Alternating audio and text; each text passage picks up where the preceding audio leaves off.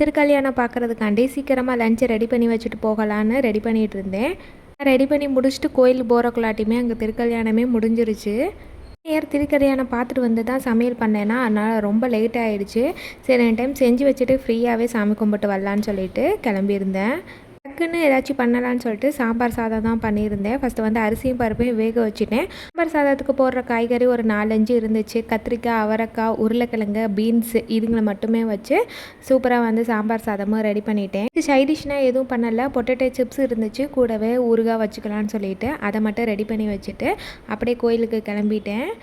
அதான் திருக்கல்யாணம் முடிஞ்சிடுச்சு. சாமியை மட்டும் கும்பிட்டுட்டு வந்துட்டு ஈவினிங்க்கு மேலே வந்து ஒரு வேண்டுதல் இருந்துச்சு, மாலை வாங்கி கொடுக்குறேன்னு. அதனால் மாலையை ஹஸ்பண்டை வாங்கிட்டு வர சொல்லிவிட்டு ஈவினிங் போல் 3 பேருமா சேர்ந்து கோயிலுக்கு போயிட்டு வந்திருந்தோம். போயிட்டு வந்துட்டு தான் டின்னர் செய்யிருந்தேன். டின்னருக்கு வந்து வெங்காய தக்காளி சட்னி அரைச்சிட்டு தோசை மட்டும் சிம்பிளாக போட்டு சாப்பிட்டாச்சு. நாளைக்கு இன்னொரு வீடியோவில் பார்க்கலாம்.